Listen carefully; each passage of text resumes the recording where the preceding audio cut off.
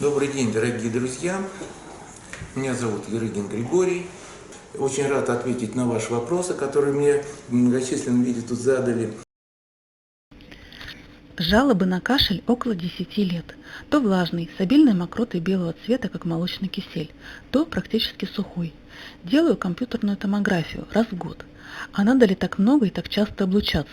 Меня еще смущают разночтения КТ. Описывали два разных врача. Один другого исключает. А как лечиться?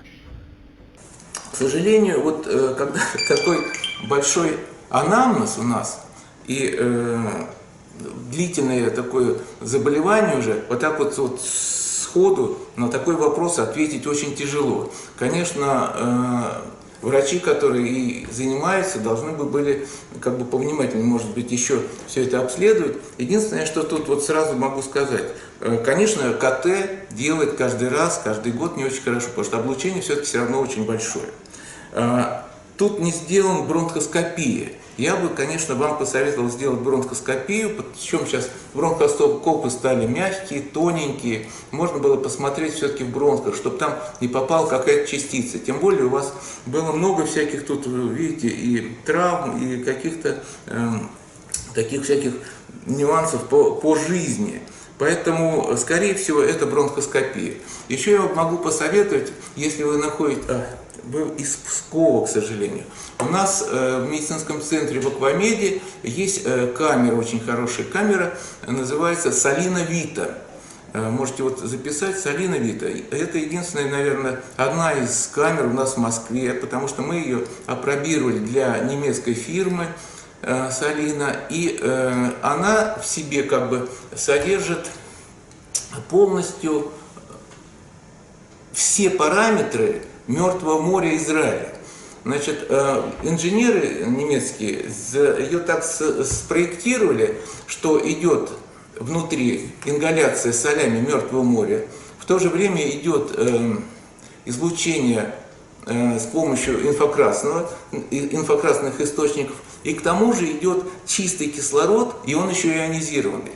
И, соответственно, находясь в этой камере, в этой вот кабине, человек получает ингаляцию, и вот вы знаете, по своему опыту все вот пациенты, особенно с бронхиальной астмой, пациенты с какими-то заболеваниями бронхолегочной системы, конечно, вот посещая вот эту кабину, они, конечно, получают очень большое лечение и очень довольны этим. И особенно, вы знаете, после всяких вот тяжелых заболеваний, сейчас гриппы были, то есть для детей очень хорошая профилактика бронхолегочных каких-то заболеваний хронических.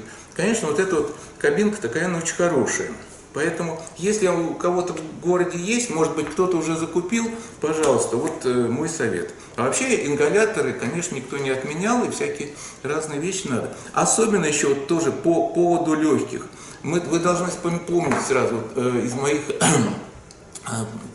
значит, постов, что в легкие у нас идет вот эта слизь, когда очень много слизи, то это, как правило, еще срабатывает у нас толстый кишечник, когда есть запоры, когда там какое-то загноение. И у нас, если не выходит нормально все как положено, то начинает работать наша вспомогательная система. И это через кожу начинает выходить вот эти все токсины, это начинает через легкие особенно, это через потовые железы. И, как правило, человек такой, у него изо рта появляется и запах, пот такой зловонный какой-то, ну и, соответственно, очень много всегда бывает слизи.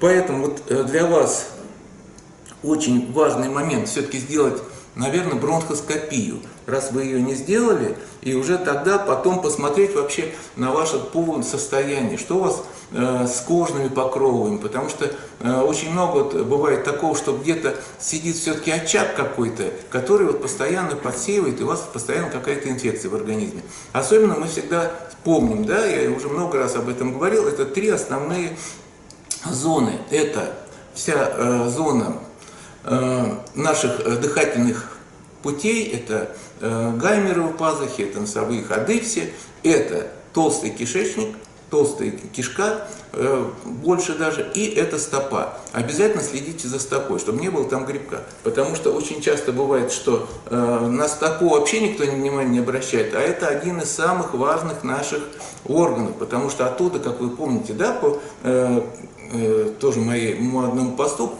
когда у нас идет кровообращение, со стопы у нас идет самое большое количество капилляров, и вот как раз большой круг кровообращения, он очень важен для того, чтобы у нас все это проходило. И то же самое, если легочный круг, то это вот руки. Разминайте руки, делайте массаж пальцев, вот это всегда все помогает.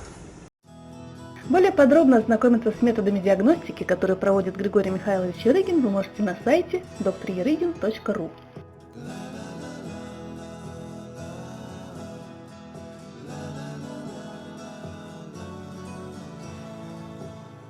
А также вы можете записаться на консультацию, заполнив эту форму.